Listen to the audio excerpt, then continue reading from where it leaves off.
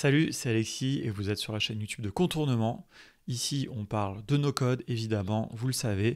Si vous ne le savez pas, eh ben, c'est l'occasion. Peut-être que vous avez découvert cette vidéo parce que vous avez entendu parler d'un outil d'automatisation qu'on aime beaucoup qui s'appelle Make, qui subit un petit rebranding récemment qui s'appelait Integromat pendant longtemps.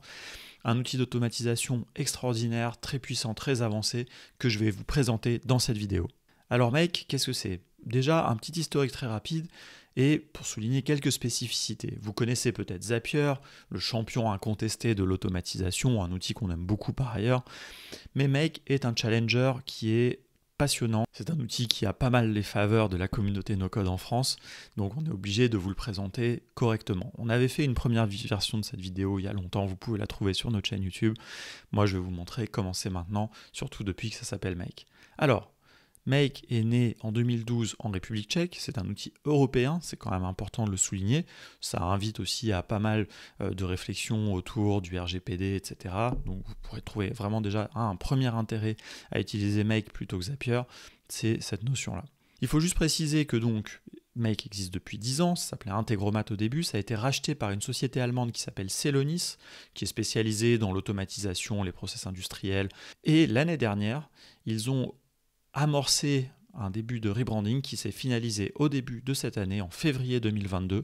Ça s'appelle désormais Make, le domaine make.com, un très beau logo, des jolies couleurs, dont je me suis inspiré un petit peu pour le fond de cette vidéo. Alors je vous propose de passer tout de suite sur l'écran pour regarder un petit peu ensemble. Je me retrouve ici sur l'écran et je vous suis à l'intérieur sur mon tableau de bord de Make.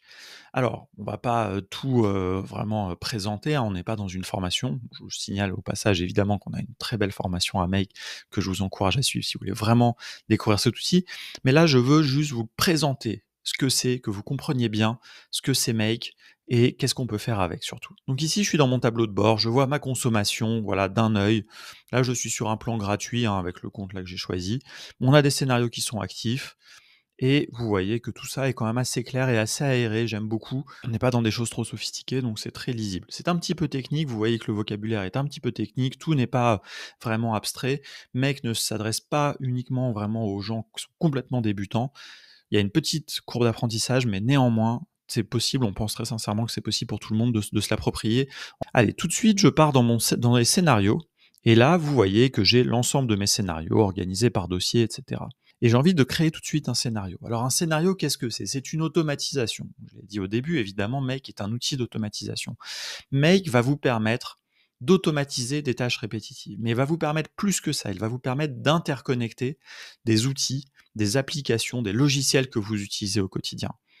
Ça, grâce à de nombreuses intégrations natives dans Make, comme ici vous allez voir quand je vais appuyer sur le plus, mais aussi à travers des API, domaine un petit peu technique, mais que je vais évoquer un petit peu plus tard. Donc là, quand je crée un nouveau scénario, je suis dans une page blanche avec cet énorme bouton plus, ce petit curseur qui invite à cliquer. J'aime beaucoup, c'est très propre. Vous voyez en bas, ici, les outils un petit peu de pilotage. On va découvrir assez rapidement. Quand je clique sur plus, eh bien là, je découvre la liste immense, infinie, des intégrations, donc des modules qui sont disponibles dans Make. La plupart de ces modules sont, vous voyez, vous reconnaissez ici des noms d'outils, Amazon Web Services, Apple, voilà, il y a plein de choses, il y a énormément de choses. Je pense que ici, là, au moment où je fais cette vidéo, on doit être à peu près à 2000 intégrations. Alors, à titre de comparaison, il y en a à peu près 3500, je crois, chez Zapier, mais Zapier est un petit peu en avance là-dessus, mais c'est pas forcément le nombre aussi qui va faire la qualité. Et encore une fois, j'insiste sur le fait qu'une des grandes forces de Make, c'est de pouvoir aussi vous permettre de travailler très facilement avec des API, donc des outils qui ne seraient pas présents ici peuvent malgré tout être automatisés au travers de leurs API. Voilà, donc ça c'est un truc qu'il faut bien comprendre. Make ne vous permet pas d'automatiser des clics sur votre ordinateur. Ça c'est plutôt le domaine de la RPA, ce qu'on appelle donc voilà, avoir un robot, on va dire, qui va cliquer à votre place sur votre ordinateur, que vous allez pouvoir programmer. Là, on est plutôt dans une notion de cloud. Vous voyez tous ces outils, on voit c'est des outils qui sont des outils en ligne, des outils de banque par exemple, des logiciels, enfin voilà, il y a plein de choses, des ERP, mais c'est des outils qui sont dans le cloud, qui sont accessibles les uns aux autres à travers de Make. Make va vous servir un petit peu de glue, de colle entre ces outils pour les faire fonctionner ensemble. Ou alors des tuyaux, on peut avoir plein de... Mais ils utilisent ce mot de glue dans leur branding, donc voilà, moi j'aime bien ça. Au lieu de vous créer une automatisation, je vais plutôt vous en montrer une déjà existante. Et ici, je vais prendre une automatisation qui nous sert énormément, un cas d'usage extrêmement précis et complet, mais je vais vous montrer d'autres cas d'usage après, ne vous inquiétez pas. Mais ici, nous, on a un besoin. On a donc, vous le savez, on vend des formations en ligne et on a besoin de récupérer dans Stripe la liste des paiements qui nous sont faits. Ça, c'est pour notre comptabilité. On a besoin d'associer nos formations à des paiements Stripe qui sont faits puisqu'ils nous payent par lot. Et donc, pour ça, moi, j'ai pas envie d'aller chaque semaine vérifier tous les paiements qui ont été faits, etc. Donc, j'utilise le module Stripe ici. Et donc là, vous voyez que je suis dans une automatisation en 3 étapes. Le module Stripe qui va me renvoyer tous mes payouts. Vous voyez là, si je clique ici, vous voyez la configuration qui est très simple. J'ai connexion à Stripe. Là, j'ai pas besoin de spécifier plus que ça. Et ici, je suis dans une action List All Payouts. Et ensuite, j'ai un module Airtable où ici, je configure. Et vous voyez, la configuration est très simple. C'est que des cases à remplir. Et je vais dire, voilà, là, je vais chercher dans ma comptabilité si le virement Stripe que j'ai récupéré, je l'ai déjà ou pas. Et si je ne l'ai pas, eh bien, je vais l'ajouter dans ma base comptabilité. Ça fonctionne très bien, ça se déclenche à intervalles réguliers. Vous voyez, si je clique ici, ça se déclenche tous les mercredis. Je n'ai pas besoin de l'avoir très souvent. Mais là, si je veux, je peux le déclencher à la main. Et je vais le faire parce que moi, j'adore quand on déclenche un scénario dans Integromat. Je trouve ça extrêmement beau. Je dis Integromat, j'ai encore cette habitude, dans Make évidemment. Hop, je clique et vous voyez que là, ça se déclenche. Il me récupère un ensemble de scénarios et là, vous voyez que ça se passe. Alors, vous voyez, il y en a plein des paiements. Ça fait 2 ans qu'on vend des formations en ligne, donc on a pas mal de paiements de Stripe. Et donc, tous, ils se déclenchent. Alors, ils ont tous été, puisque là, on est jeudi, donc en fait, ce scénario s'est déclenché hier. Donc là, ils vont pas aller. Et donc, il n'y en a aucun qui va venir s'ajouter. Mais ça vous montre que ça a bien marché. Et voilà. Et donc, je vais peut-être interrompre le scénario. Ah non, voilà, on est arrivé à 100 précisément. Et ici, eh bien, je vais, voilà, vous pouvez voir, alors si je veux débugger ici, je peux cliquer et je vais voir l'ensemble de mes informations. Et pareillement ici, j'ai les informations, toutes les différentes informations. Et ici, j'ai le filtre. Et vous voyez qu'à chaque fois, ça ne passe pas dans le filtre puisque l'identifiant est déjà présent. Voilà, vous avez vu une automatisation, comment elle se déclenche. C'est vraiment pas plus compliqué que ça. Ici en bas, vous voyez, vous pouvez documenter vos automatisations. Ça, c'est très intéressant. Ici, j'aime bien ce petit explain. Quand je clique ici, on voit comment le flow se déroule. Alors là, c'est un flow très simple, c'est trivial. Et puis voilà. Et puis ici, vous pouvez faire des exports, des imports. Ça, c'est aussi très pratique. Si quelqu'un avait besoin d'un tel scénario, je pourrais lui exporter et lui envoyer, évidemment, sans mes identifiants de connexion, etc. Là, j'ai des petits logs. Donc, vous voyez, on est dans une logique un petit peu technique. On vous donne beaucoup de ce qui se passe à l'intérieur de Make. Et ça, c'est quelque chose qui me plaît vraiment. Là où Zapier, par exemple, qui s'adresse à des gens beaucoup plus débutants, va beaucoup abstraire tout ce qui se passe dans les coulisses. Et ça, c'est une vraie volonté. J'ai eu la chance de rencontrer un des cofondateurs de Make et de discuter avec lui. Et voilà, pour eux, c'est une vraie volonté de vraiment vous présenter les choses, que vous compreniez. Il me disait, c'est une petite anecdote, mais il me disait que voilà, pour eux, Zapier, c'est un petit peu un jouet, là où Make est un outil un peu plus professionnel. Je trouve que c'est un petit peu exagéré, mais je trouvais ça quand même assez drôle. Et quelque part, c'est un petit peu vrai. Là, vous voyez, tout de suite, vraiment, vous avez professionnalisation un petit peu plus de l'outil, même si avec Zapier, nous, on utilise énormément Zapier également. Donc, je veux pas dire du mal de Zapier. Voilà, donc là, je suis dans mon automatisation. Je n'ai pas besoin d'enregistrer mes changements. Là, si je suis en mode vue, vous voyez que je peux voir mon historique. Dans mon historique, à chaque fois, je peux voir tous les détails. Et donc, vous voyez, j'ai une vision Simple Log, Advanced Log. Donc, vous voyez, encore une fois, tous ces niveaux d'usage qui vous sont certes simplifiés pour que ce soit accessible, mais vous avez toujours la possibilité de passer un petit peu en mode expert dans Make. Donc ça, c'est très intéressant. Et ici, vous pouvez voir aussi des exécutions qui ne se seraient pas terminées pour une raison ou pour une autre. Ça, c'est un petit peu ce que je voulais vous montrer. Je vais aller ici dans les templates pour vous en montrer un petit peu plus. J'espère que je vous ai un petit peu aguiché avec ces petites choses-là que moi j'aime beaucoup dans Make. Et maintenant, voyons vraiment qu'est-ce qu'on peut faire avec Make. Alors vous avez plein d'exemples, plein d'exemples. Et ce que j'aime bien, c'est que dans cette page de templates qui sont publics, donc c'est des choses qui ont été faites par Make, vous retrouvez vos outils du quotidien. Peut-être Telegram que vous utilisez, Google Sheet très probablement, Facebook, indéniable, hein. Facebook, la génération de leads par exemple, donc des prospects. Quand vous faites des pubs sur Facebook, vous pouvez tout de suite les envoyer sur Google Sheet. Ne faites pas ça à la main, ne faites pas ça même en faisant des exports de Facebook que vous réimportez dans Google Sheet. Faites ça de manière automatique en temps réel avec Integromat, avec Make. Putain, décidément, hein, pourtant ça fait 6 mois qu'ils se sont renommés, j'ai toujours du mal, mais bon. Gmail évidemment, Trello, vous voyez plein de choses. Et ce que j'aime bien, dans Zapier, on vous présente toujours que dans les exemples des choses en 2 étapes. Dans Make, il vous propose des choses plus avancées. Vous voyez ici quelque chose en 4 étapes qui passe par du Airtable, puis du Google Doc, puis du Gmail pour générer des documents par exemple. Ça, c'est extrêmement pratique. On a des tutos d'ailleurs de la sorte dans notre chaîne YouTube. N'hésitez pas à aller les consulter. ClickUp, JSON, HTTP, ça, ce module, je vais vous le présenter très rapidement après. Il est très important et il vous permet de travailler avec des API. Donc, il y a beaucoup d'exemples là-dessus.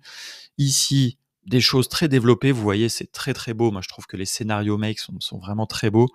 Je continue, je descends ici Notion en noir. On le voit bien et je vais vous montrer ici. Ici, vous avez la météo, par exemple. Ça, c'est un module interne de Make. Make dispose d'un certain nombre de modules internes que vous allez pouvoir utiliser, en plus de toutes les connexions à des outils externes. Donc, pour manipuler des choses, c'est extrêmement pratique. Il y a un exemple que j'aime beaucoup, auquel je vais aller un petit peu plus vite ici. Créer un nouveau événement dans Google Calendar en partant d'une base de données dans Notion. Alors, vous voyez que là, quand j'ai cliqué, il me fait un explain flow.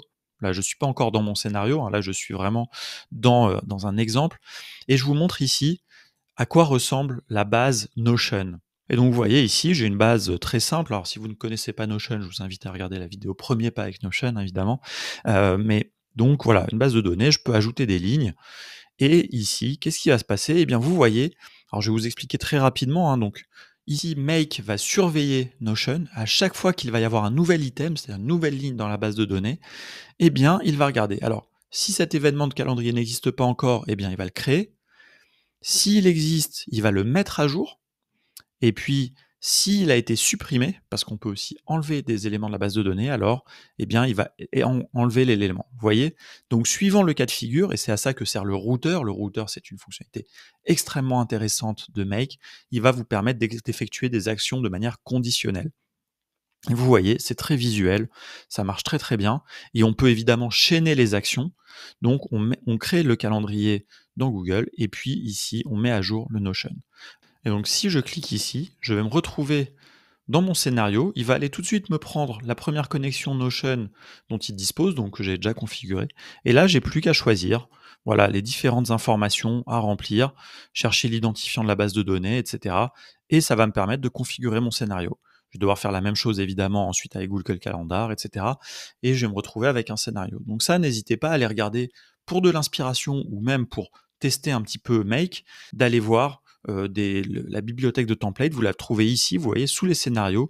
Plein de choses à automatiser pour vous éviter des copier-coller répétitifs, pour aller interconnecter des informations qui ne sont pas possibles forcément différemment. C'est extrêmement pratique. Et j'en viens au dernier point. Alors ici, si très rapidement, hein, donc vous voyez ici, vous allez pouvoir gérer vos connexions. Ça, c'est les connexions à différents outils que vous allez pouvoir réutiliser d'un scénario à l'autre. Et ici, vous allez avoir les webhooks. Les webhooks, c'est une partie de quelque chose qui est très intéressant avec Make, qui sont les API. Travailler en tout cas avec des API avec Make est vraiment très intéressant. Je vais vous montrer un petit exemple ici, un petit peu trivial, un petit peu rigolo que j'ai fait dans le cadre d'une formation. Ici, c'est un scénario que j'ai créé, où vous retrouvez ce fameux module HTTP que j'avais évoqué, qui permet de faire une requête auprès d'une base de données.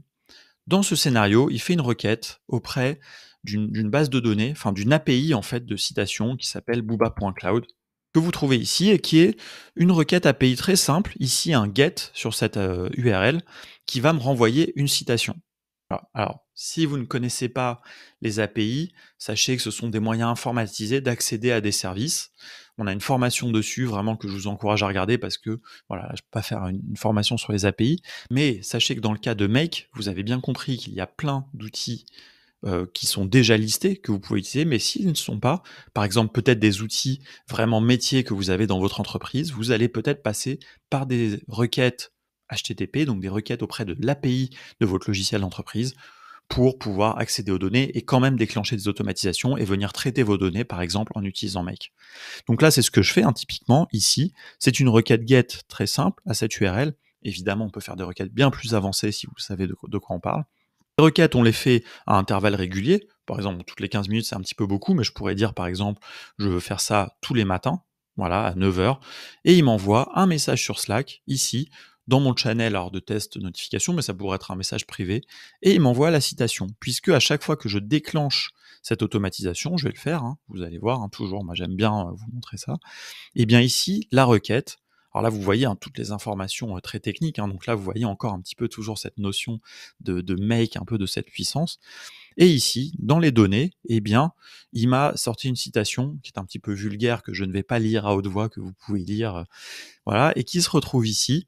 Il m'a bien envoyé dans Slack, vous retrouvez cette citation, et voilà, et si je vais dans mon Slack, eh bien, je vais l'avoir reçue avec un petit emoji, voilà. Bon, on va pas aller vous montrer ça jusque-là, mais voilà, ça c'est un exemple un peu trivial, mais ça c'est très important, bien comprendre. Booba.cloud ne dispose pas d'une intégration Make native, je fais une requête manuelle, mais qui va se déclencher de manière automatisée, et ensuite derrière j'ai des traitements. Par exemple, je pourrais mettre ici un filtre et dire bah non, voilà, si la requête contient tel ou tel mot, le mot pute par exemple, eh bien je ne l'envoie pas, et comme ça, ben, je n'aurais pas reçu ce message un petit peu disgracieux que j'ai reçu là. Voilà, ça c'est ce que je voulais vous montrer. Il y a plein d'autres fonctionnalités très avancées dans Make, il faut aller les explorer par vous-même. Par exemple, ici, le Data Store, c'est une base de données interne à Make qui peut être extrêmement intéressante, notamment pour faire communiquer des scénarios entre eux, pour récupérer des données temporaires, pour avoir des notions d'état. Quand vous avez des scénarios qui se déclenchent plusieurs fois et que d'un scénario à l'autre, eh bien, vous avez besoin de garder, par exemple, un numéro de facture. Si vous générez vos factures grâce à Make, eh bien, pour avoir un nombre incrémental, vous savez que c'est obligatoire en France, eh bien, vous pourriez utiliser Make pour stocker ça. Donc, vous voyez que vous pouvez faire plein de choses. Et puis, il y a même des devices. Vous pouvez installer l'application Make sur votre téléphone. Alors, il me semble qu'elle s'appelle toujours Integromat d'ailleurs sur le téléphone, mais c'est la même. Et vous allez pouvoir faire des notifications push, automatiser des envois de SMS, des appels, des choses comme ça. Donc ça, c'est aussi quelque chose d'extrêmement intéressant que je vous invite à explorer. Voilà, je pense qu'on a fait un bon tour du propriétaire. J'espère que vous avez senti la puissance de Make grâce à tout ça. On va s'arrêter là pour cette vidéo.